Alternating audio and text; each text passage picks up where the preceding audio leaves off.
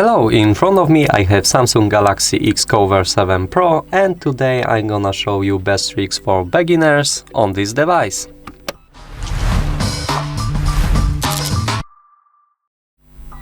So at first let me show you how to manage the top menu. So to open the top menu you have to swipe down your finger from right upper corner to down like this. You can see some of the notifications here.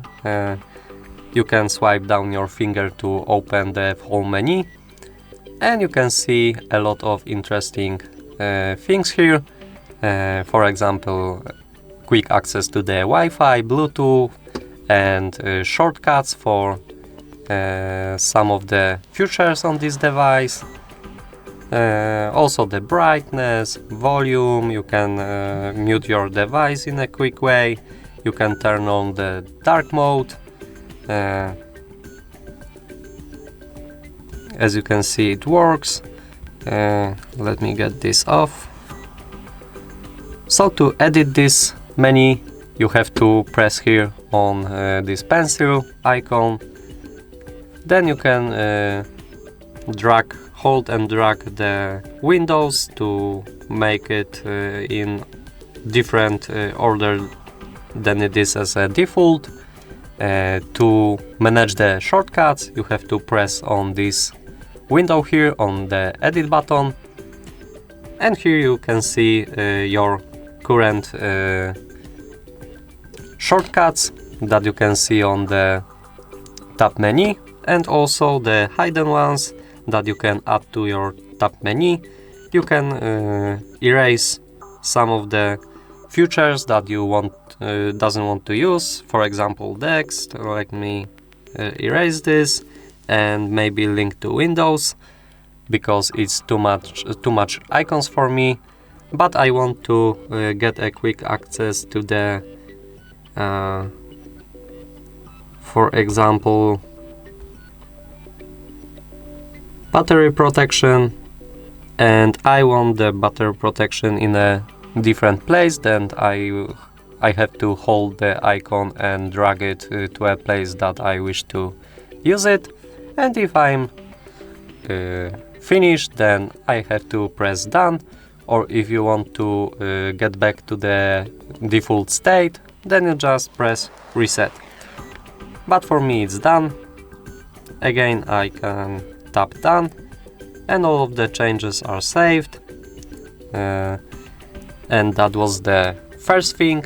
Let's move on to the others important features and tricks for beginners. Let me show you how to use system navigation keys, the buttons here. If you press this, you can see all of the running applications in the background. If you press this button, it gets back to the home page, and if you press here, this is a back to the previous page button. So let me show you how to set up the navigation buttons. So get into the settings, move to the display part. I missed that, did I? Yeah. Let's get into the display part, and here you have to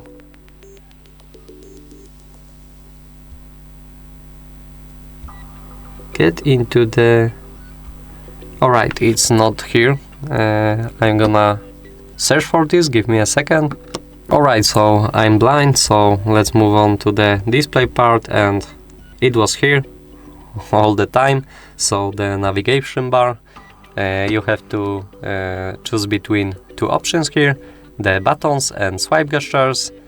I'm about using buttons because I always use this. You can also change to swipe gestures. You can get into the more options and adjust the gesture sensitivity.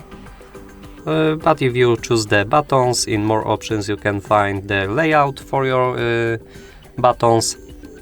I'm using the default one. I always use this, such as the navigation bar buttons. let's get to the other important thing. So I can show you these two options here. Make sure that you enable this one, accidental touch protection, because it protects your phone from accidental touches when it's in a dark place, such as a pocket or bag. So we all know the situations such as your pocket calls to some of your friends and this is missed call. So by enabling this option, it won't happen. Also, if you're using the screen protector, I'm not using this and that's why I have disabled this option, but if you are a user of screen protection, then you can enable this option, and it increases the touches sensitivity of the screen while you're using the screen protector. So it is very useful option here. For the next trick, I'm gonna show you how to take a screenshot on this device, because we all taking a screenshots. There is two possible ways to grab a screenshot. The first one is connected with a top menu, which I showed you in a first trick. Here you can see the screenshot icon. By default you won't see this, so you have to edit the top menu like I did before, and you can see I have it here. I don't know, okay, because I moved the battery protection, so it changed. Let me save this. And the first way to take a screenshot is by using this button. So the screen blinks and you can see the preview of your screenshot here. You can edit it by using this pencil here. Samsung gives you a lot of features that you can use to adjust the screenshot in a way you want. And also the second trick is by using the buttons. So you have to press the power button and volume down button at the same time to take a screenshot. It works like this. Again, screen blinks and it should be saved in the gallery of your device. So remember that two options to take a screenshot. Unluckily, there is no gesture like three fingers swipe down on your display to take a screenshot. I love this way, so it's not very good. I think that's it for this video. I hope you like it. Leave a comment and remember to subscribe to our YouTube channels. Goodbye.